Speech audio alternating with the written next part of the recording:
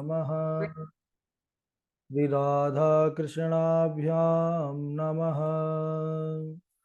गजाननं भूतगणादिसेवितं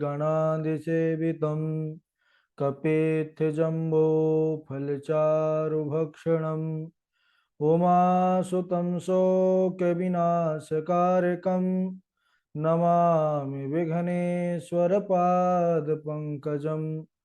नमः परमहंसास्वादितचरणकमलचिन्मकरन्दाय भक्तजनमानसनिवासाय श्रीरामचन्द्राय कृष्णत्वदीयपदपङ्कजपञ्जरान्ते अद्यैव मे विशतु मानसराजहंसः। प्राणप्रयाणसमये कफवातपित्तैः कण्ठावरोधनविधौ स्मरणं कुतस्ते। नारायणं नमस्कृत्य नरं चैव नरोत्तमं देवीं सरस्वतीं व्यासं ततो जयमुदीरयेत्। श्रीलक्ष्मीनाथसमारम्भां नाथयामुनिमध्यमाम् अस्मदाचार्यपर्यन्तां वन्दे श्रीगुरुपरम्पराम्। अञ्जनानन्दनं वीरं जानकी शोकनाशनं कपीशमक्षहन्तारं वन्दे लङ्काभयङ्करम्। भक्ति भक्त भगवंत गुरु चतुर्नाम वपुएक इनके पद वंदन किए नासत विघ्न अनेक। बोले वृंदावन बिहारी लाल की जय। भागवत महापुराण की जय। सुखदेव भगवान की जय।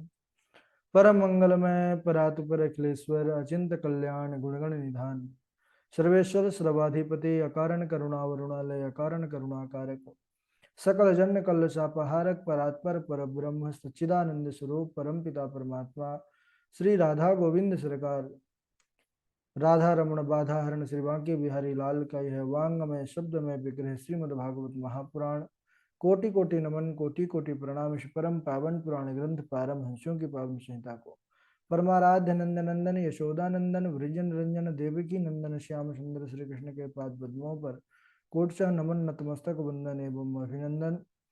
उनकी आह्लादनी शक्ति प्राण प्रिया जगत वंदनी वृषभानुनंदनी भास्वती जगदीश्वरी बरसाने वाली श्री किशोरी जी के पावन चरणारविंदों पर कोटशा प्रणति समस्त भूतादिक श्री राम में सब जग जाने करहूँ प्रणाम जोर जुग पाने।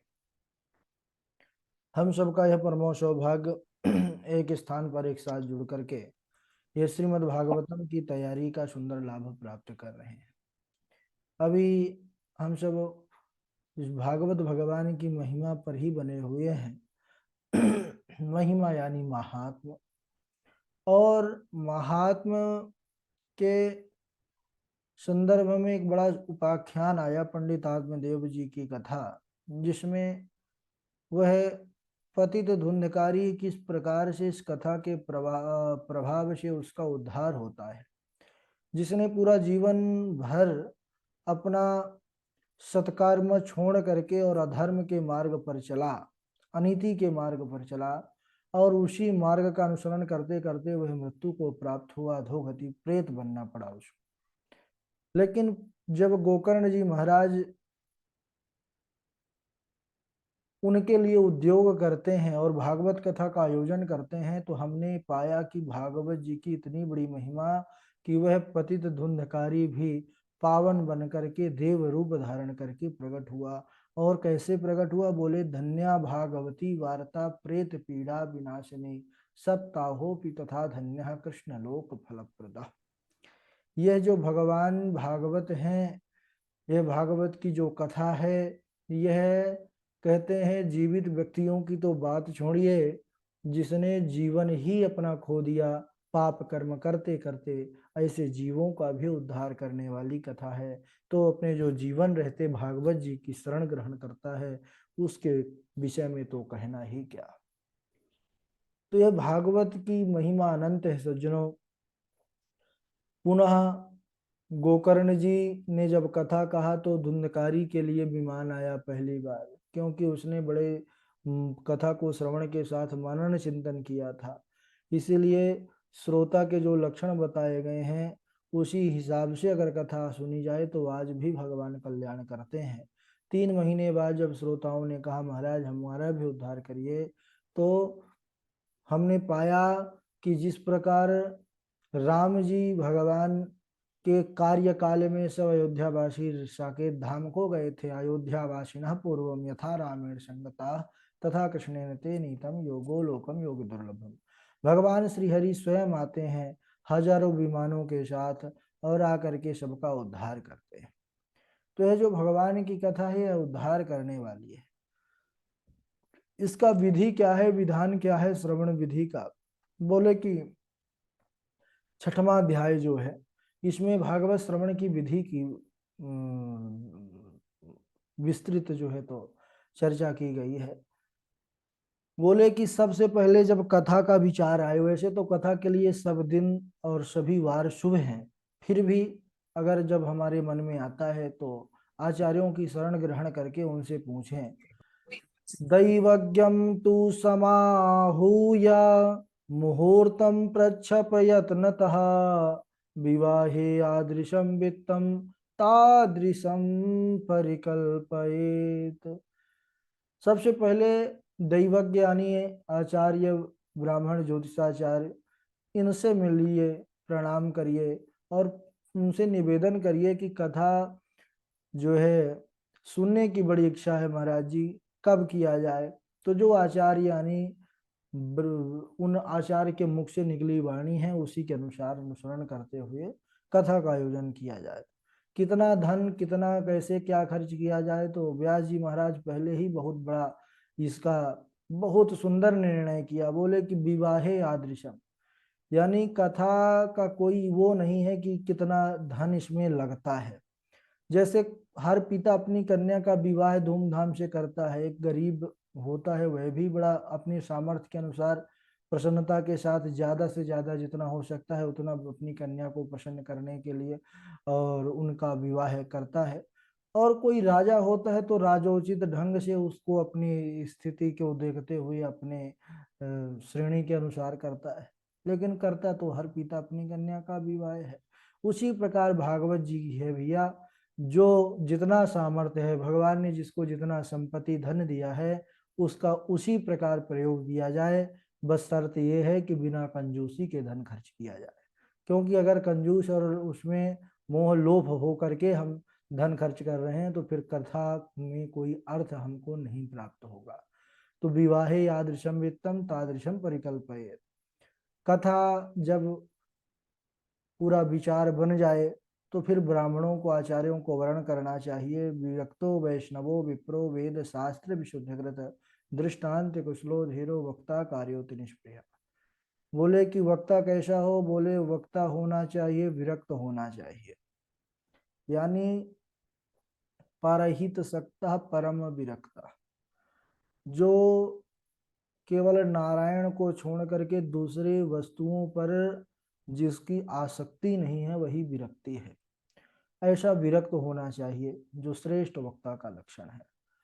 और ब्राह्मण वेद शास्त्रों को जानने वाला और दृष्टांत कुशलो धीरो, ज्ञान बहुत है लेकिन अज्ञानी के अंदर भी वह ज्ञान को सहजता और कुशलता के साथ प्रवेश करने की जो एक कुशलता होती है वह होना चाहिए, जो नाना प्रकार के दृष्टांतों को दे करके एक अज्ञानी को भी ज्ञान से परिपूर्ण कर दे। ऐसा वक्ता होना चाहिए, धीर होना चाहिए, गंभीर होना चाहिए और निष्प्रिय होना चाहिए।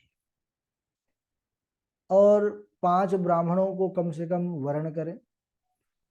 5 ब्राह्मण सुंदर जो भागवत जी का पाठ करने वाले हों और पूजन कराने वाले हों, वेदों के मंत्रों को जानने वाले हों।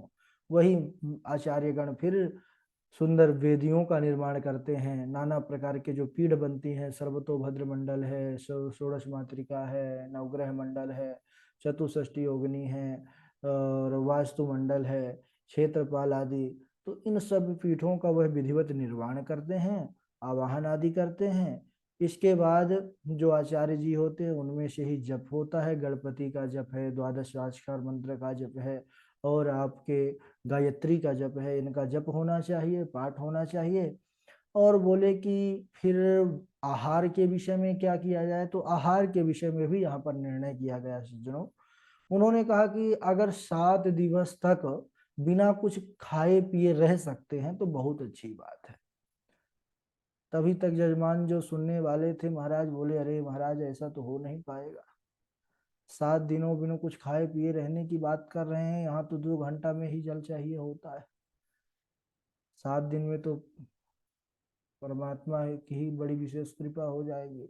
तो बोले कोई बात नहीं, जो अगर निराहार नहीं रह सकते हैं तो फिर केवल पया पानम, केवल दुग्ध पान करके रह सकते हैं तो दुग्ध पान करके रखिए। दुग्ध भी अब आजकल जैसा युग चल रहा है, दुग्ध भी सबके बस की बात नहीं है, घृत तो है नहीं। वैसे तो घृत का भी नियम है कि घृत पान करके रखें रहें, घृत और दुग्ध तो सबके बस की बात नहीं है। तो बोले ठीक है, फलाहार कर लो, फलों का भी आहार आप 7 दिवस तक ले सकते हैं। 2-4 ऐसे होते हैं जो फलों का भी नहीं कर सकते, हाथ जोड़ लिए व्यास जी महाराज ऐसा, तो व्यास जी ने भी बड़ी सुंदर सबके लिए, जो सबके लिए सुगम हो, व्यास जी ने कहा कोई बात नहीं, अगर फलाहार नहीं कर सकते हैं तो फूलाहार करें। भोजनम तो वरम वन्य कथा श्रवण कारकम अनोपवास वरह प्रोक्तम कथा विघ्न करो यदि। भैया आप भरपूर भोजन करके कथा सुनिए, लेकिन कथा इतना, वो भोजन इतना करिए कि कथा सुन पाइए। ऐसा नहीं है कि भोजन करके सो जाइए और कथा होती रहे, है ना, ऐसा नहीं होना चाहिए, क्योंकि आलस्य होता है ना अन्न पर जो है, तो कई दोष होते हैं। इसलिए अन्न का त्याग अनुष्ठानों में बताया गया है। हमारे आचार्यगण जो अनुष्ठान करने वाले हैं वो तो पालन ही करते हैं। तो प्राय अब इसका प्रचलन भी बहुत कम हो गया है, सब लोग भोजन ही करने वाले हो गए, लेकिन आज भी पद्धति है और चलती रहेगी। मानने वाले मानते हैं, मानना चाहिए, प्रयास करना चाहिए, कम से कम फलाहार करके रहे। अगर बहुत ज़्यादा वो है तो आप कथा के जो दूसरा टाइम होता है, यानी कि सायंकालीन वेला, उसमें आप भोजन प्रसादी करें और एक टाइम तो फलाहार ही करें। और 7 दिवस तक ब्रह्मचर्य का पालन करते हुए, धरती पर शयन करते हुए, न झूठ बोले, न क्रोध करे, न आलस्य करे, न प्रमाद करें, ऐसा जो है नियम सबको पालन करना चाहिए, चाहे जजमान हो चाहे आचार्य हो। इसके बाद कहते हैं जब 7म दिवस पूर्ण हो कथा का तो बढ़िया आहुति यानी हवन करना चाहिए, पूर्ण आहुति। जितने देवता पीठों का आपने आवाहन किया है सबको भाग दे, भोजन प्रसादी, ये आहुति यानी जो देवताओं का भोग, सबसे पहले देवताओं का भोग, फिर उसके बाद जो भंडारा होता है वो तो सब प्राणियों के लिए होता ही है। हवन के माध्यम से देवताओं को आहुति ग्रास की प्राप्ति होती है। स्वाहा स्वधा, स्वधा यानी पितरों का, स्वाहा यानी देवताओं का। तो स्वाहाकार के द्वारा पूर्णाहुति का देवताओं को प्रसन्न करे। इसके बाद कम से कम 12 ब्राह्मणों का ब्राह्मण भोज अति आवश्यक है। सामर्थ्य नहीं है तो 12 ब्राह्मण कम से कम कराना ही चाहिए, और यदि भगवान ने सामर्थ्य दिया है तो फिर ऊपर कोई संख्या नहीं है, 12 करोड़ हो और 12 लाख हो, 12 हजार हो, जितनी जितनी जिसका सामर्थ्य है, कम से कम 12 ब्राह्मण अनिवार्य है। और इसके बाद उनको कब दक्षिणा दें, आचार्य आदि जो ब्राह्मण हैं तो सबको दक्षिणा दे करके सम्मानित करें। और उसके बाद कीर्तन करना चाहिए, जैसे ही श्रोताओं ने सुना कि कीर्तन करना चाहिए तो सबने, प्रहलाद जी ने, हमारे उद्धव जी ने, देवर्षि नारद ने, सब अपने अपने वाद्य यंत्र उठा लिए। नारद जी का वाद्य यंत्र तो बीना सबको पता ही है, प्रहलाद जी भी करताल बजाते हैं, उद्धव जी झांझ बजाते हैं सब, और हमारे देवराज इंद्र यह तो बड़ी सुंदर मृदंग बजाते हैं, मृदंग का इनके अंदर विशेष गुण है, मृदंग बजाने लग गए। अब झांझ बजने लगी, करताल प्रहलाद जी की बजने लगी, अब बीणा जी की जो नारद जी की जो बीणा बजी, वैसे ही वहां पर आनंद ही आनंद छा गया।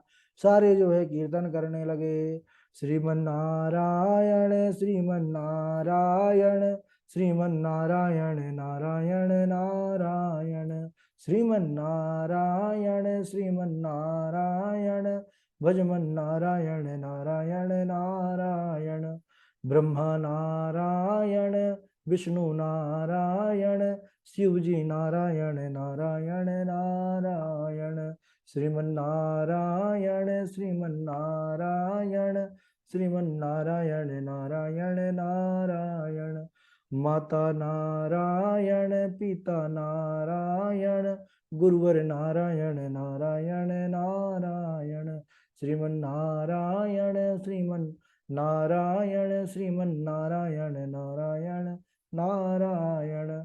हमारे सुखदेव भगवान भी जो है भावों को प्रदर्शित करने लगे कीर्तन के द्वारा।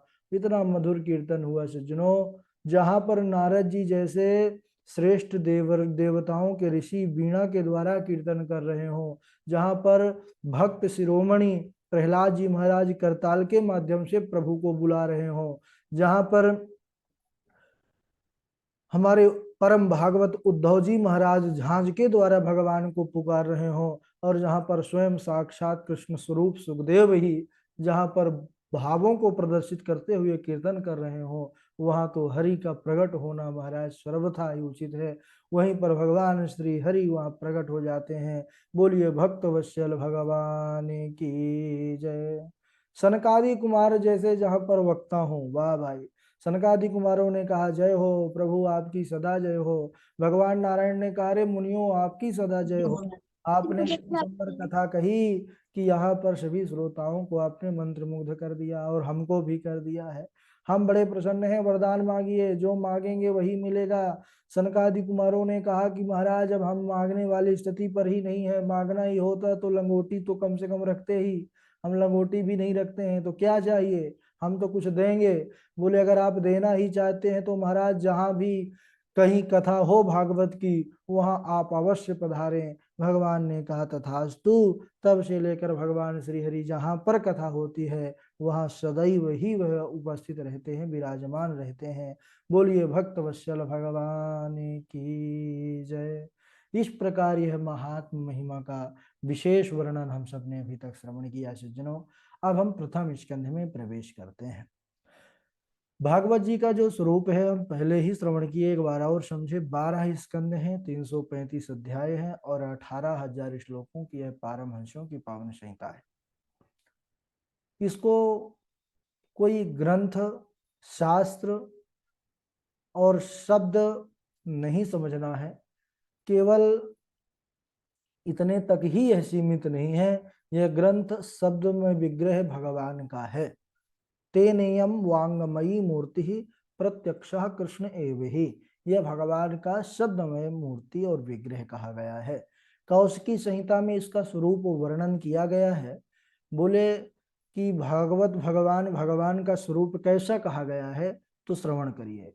पादौ तो प्रथमः स्कंधः, द्वितीयो जानुनि श्रुतः, तृतीयः संस्थनि गेयः, चतुर्थः कटिरुच्यते, नाभिं तो पंचमं विद्यात्, हृदयं षष्ठम ईरितं, सप्तमस्तु उरः प्रोक्तम्, अष्टमं कंठरुच्यते, स्कंधस्तु नवमः स्कंधः, दशमो मुखभीरितं, कर्णाक्षं नासिकायुक्तं, सर्वार्थं परिपूरितम्, एकादश स्तोत्रमांगम, द्वादशं ब्रह्मरंध्रकम्, एवं भागवतं शास्त्रम, विष्णुमूर्ति प्रकीर्तितम।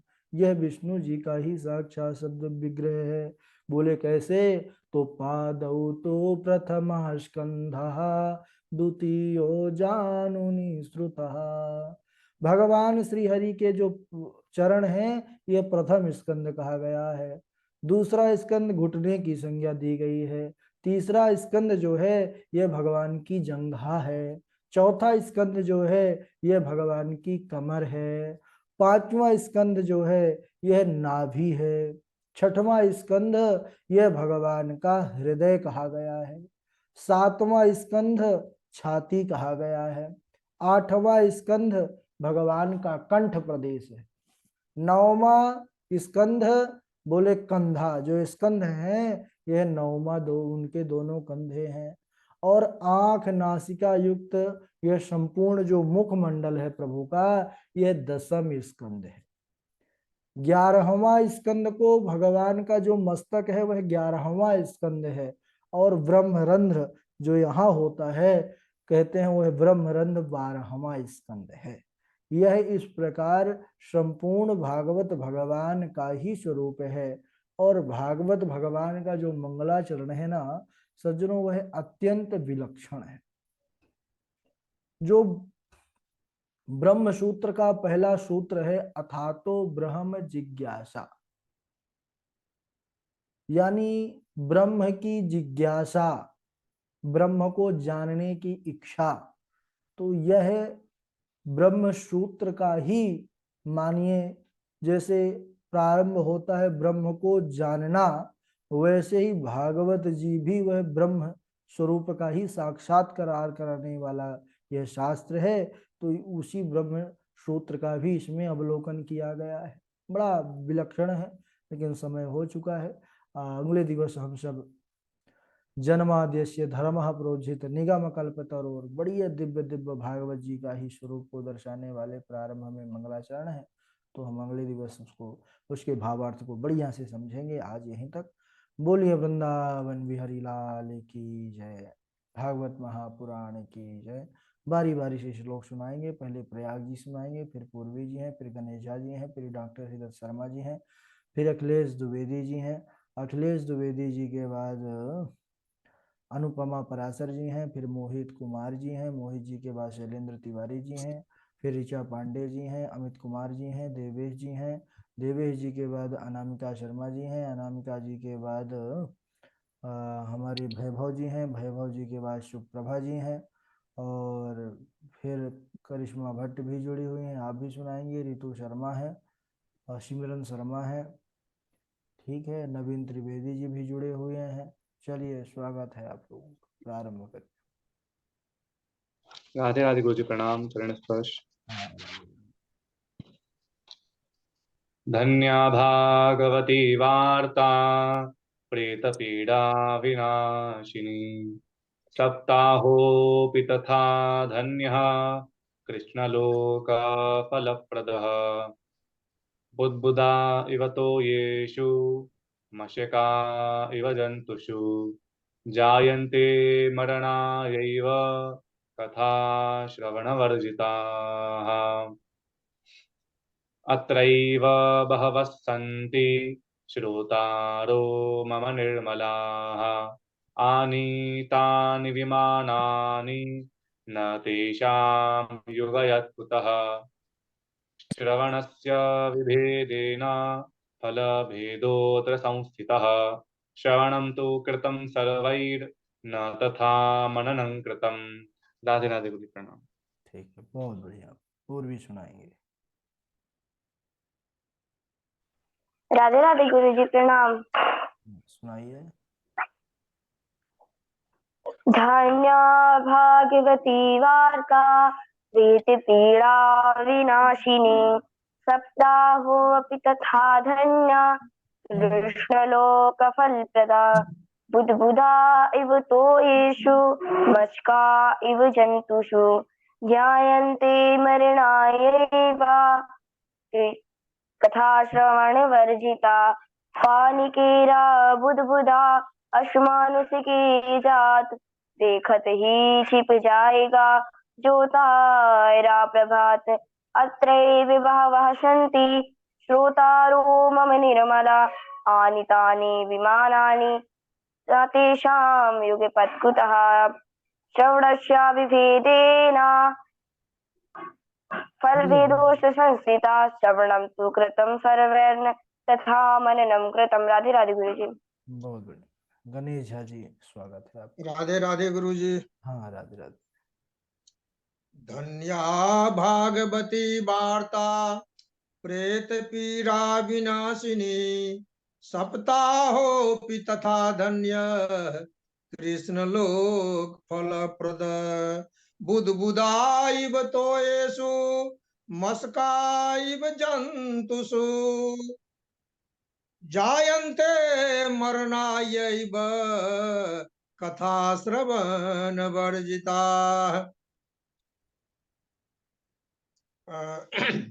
कथा श्रवणवर्जिताः अत्रैव बहवः सन्ति श्रोतारो मम निर्मलाः अत्रैव बहवो सन्ति श्रोतारो मम निर्मलाः आनीतानि विमानानि नो तेषां युगपत् आनीतानि विमानानि नो तेषां युगपत् कुतः श्रवणस्य विभेदेन फलभेदोऽत्र संस्थितः श्रवणस्य विभेदेन फलभेदोऽत्र संस्थितः श्रवणं तु कृतं सर्वे नो तथा मननं कृतं नो तथा मननं कृतं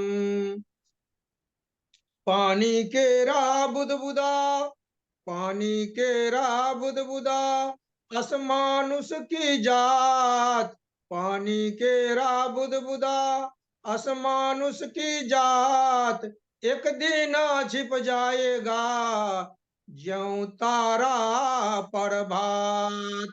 राधे राधे गुरु जी। बहुत बढ़िया डॉक्टर साहब का स्वागत है। राधे राधे गुरु जी। हाँ राधे राधे। धन्या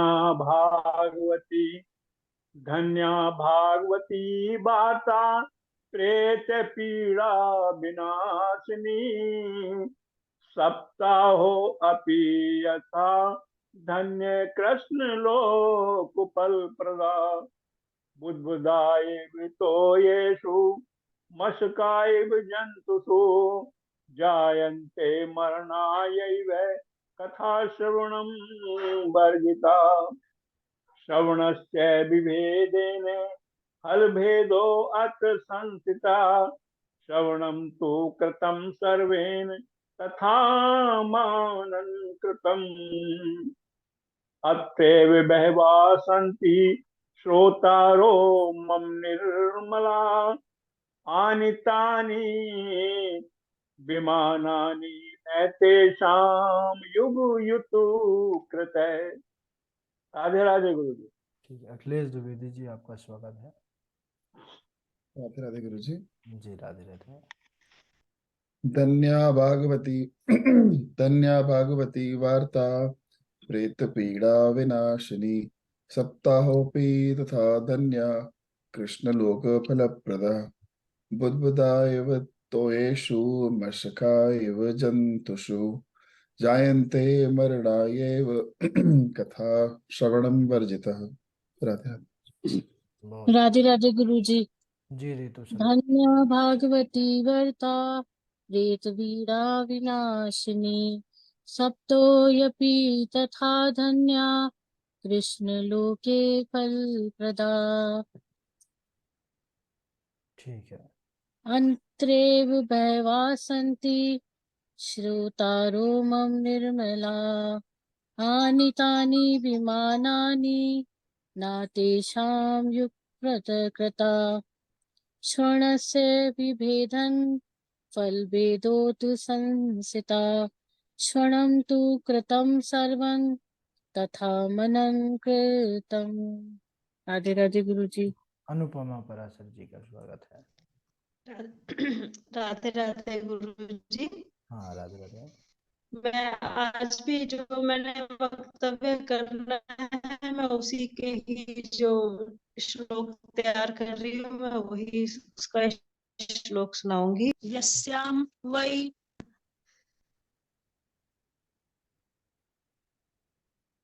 अभी मेरे दिमाग से निकल गया मैं अभी याद करके अभी मैं बोलती हूँ। ठीक है मोहित जी हमारे सुनाएंगे अब। राधे राधे गुरुदेव। हाँ।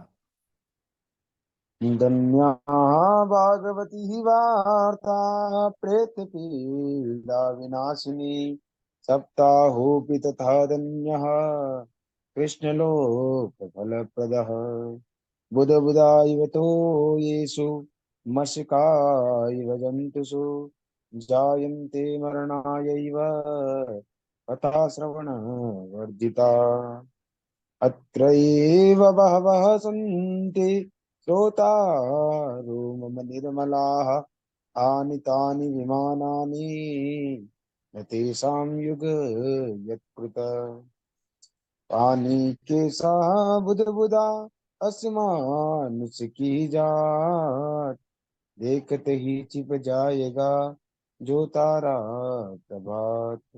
राधे राधे गुरुदेव। जी सुप्रभा जी और फिर वैभव जी। सुप्रभा जी सुनाएंगे। मैं सुनाऊं, मेरा एक ही है। अच्छा अच्छा सुना लीजिए। हाँ जी।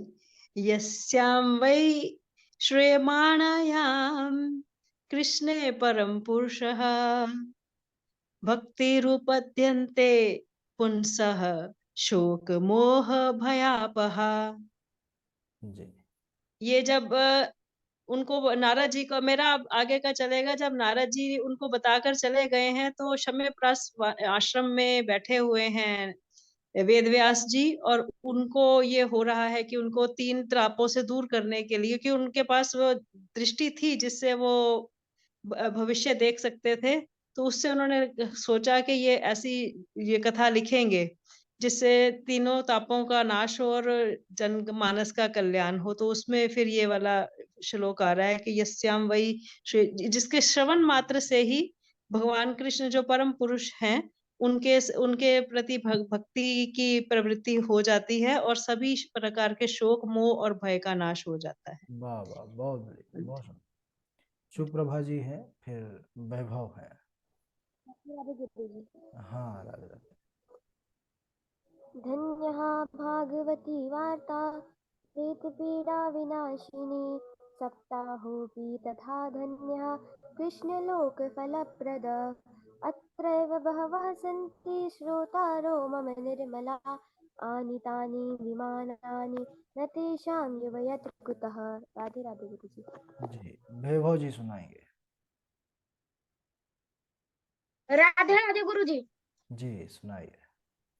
धन्या भागवती वार्ता प्रेतपीडा विनाशिनी अत्रैव बहवः सन्ति श्रोतारो मम निर्मला आनीतानि विमानानि न तेषां युगयत् कुतः पानी कीड़ा बुदबुदा समानुष की जात देखते ही छिप जाएगा जो तारा प्रभा बुदबुदाय तो जीसु मस्काय जंतु सु जायन्ते मरणायैव कथा श्रवणवन्दिता श्रवणस्य वेदेन फलवेदोऽत्र संस्थिता श्रवणस्य तु कृतं सर्वेण तथा मननं कृतं विरक्तो वैष्णवो विप्रो वेदशास्त्र विशुद्धिके दृष्टान्त कुशलो धीरो वक्ता कार्योति निष्प्रसः। राधे राधे गुरुजी।